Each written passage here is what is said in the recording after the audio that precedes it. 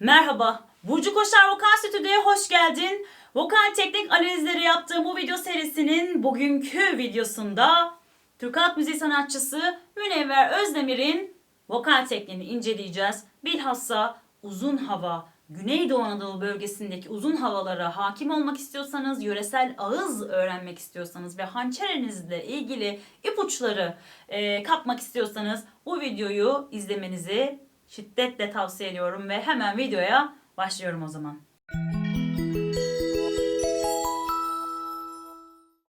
Evet, Münevver Özdemir, TRT İstanbul Radyosu sanatçısı, Türk halk müziği icracısı ve uzun yıllardır burada görev yapmakta. Münevver Özdemir'i uzun yıllardır ben de takip ediyorum. Bilhassa Güneydoğu Anadolu bölgesi, Doğu Anadolu bölgesindeki uzun havaları yani hoyratları, mayaları, gazelleri, barak havalarını çok güzel seslendiriyor. Yöresel ağzı çok güzel veriyor. Hançere çarpmalarını tertemiz veriyor.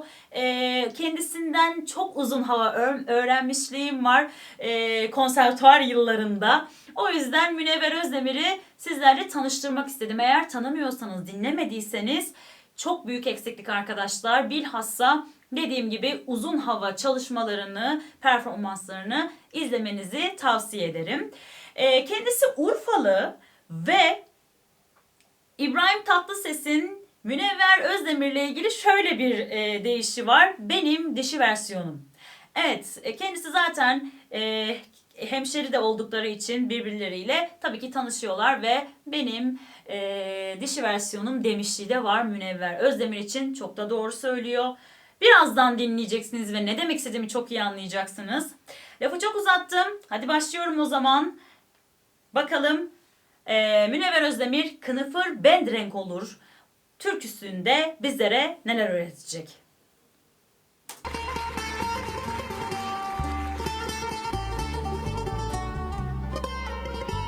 Evet, bir cümbüşle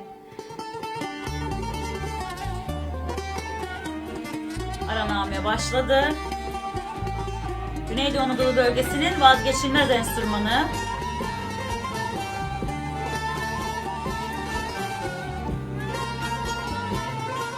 Bu türkünün sözlerine dikkat edin. Çok manidar, çok tatlı, hafif atarlı bir türkü.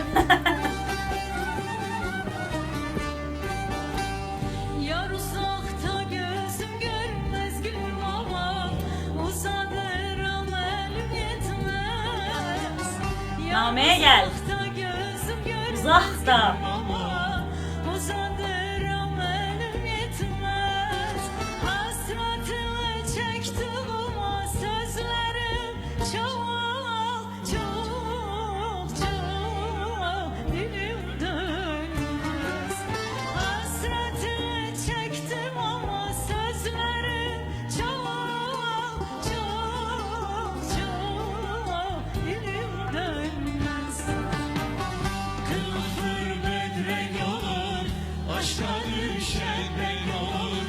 Karanfil bedrek olur, aşka düşen denk olur. İsterim başya gele, ah bir gele, ah bir gele. Göresem melek olur.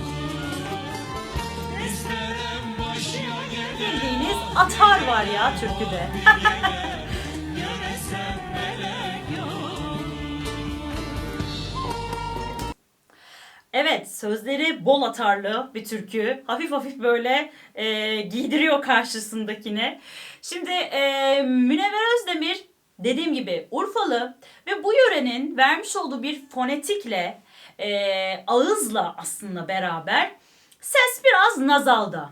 Mix ses demiyorum. Tabii ki aslında adı, karşılığı, yer olarak mix daha yanak arkasında, daha burun arkasında bir yerde.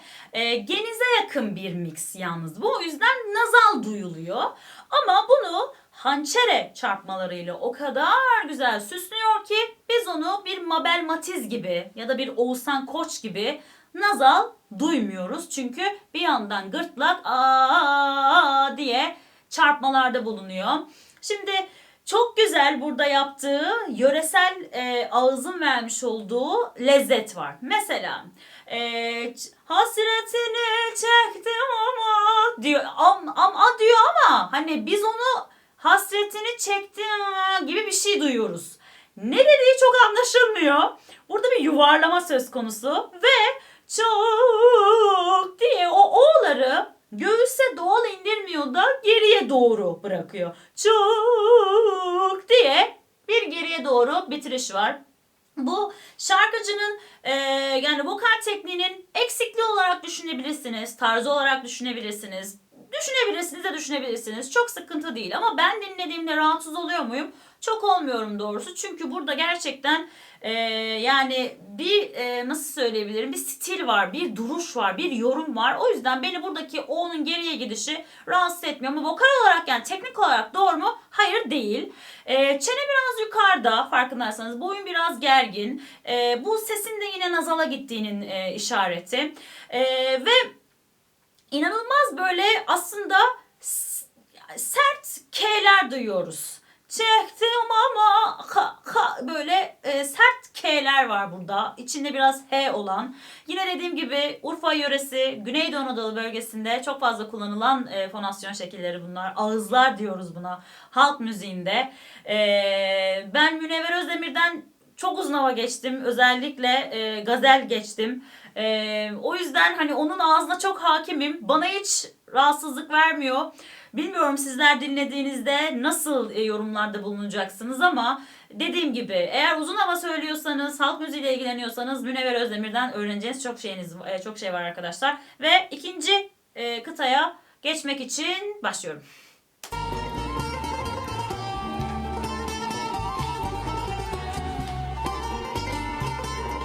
Tam bir sıra gecesi türküsü bu.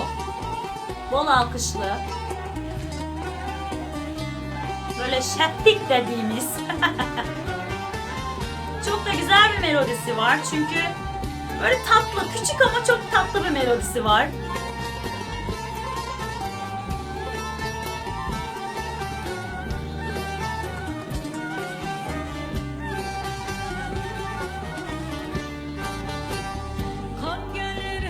Kan. Yine aynısı. Ne çektim cahil başımdan. Kan gelir her gözyaşımdan gülüm ama ne çektim cahil başımdan. Tutacak dalım kalmadı ağlarım Can.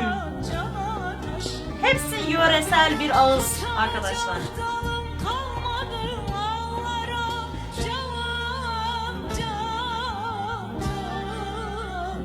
Tekrar arkaya attı Can'da. Ve koro girdi burada. Vokaller girdi.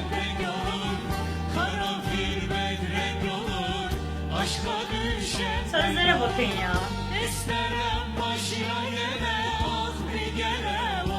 Atarlı türkü. Net.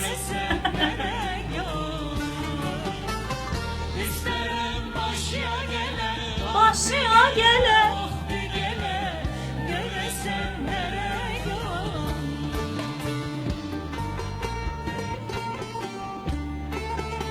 Evet, şarkıcı orkestrayla haberleşmeye çalışıyor. Ve bitiriyorlar. Lezzetli bir bitiriş ve bir icranın sonu.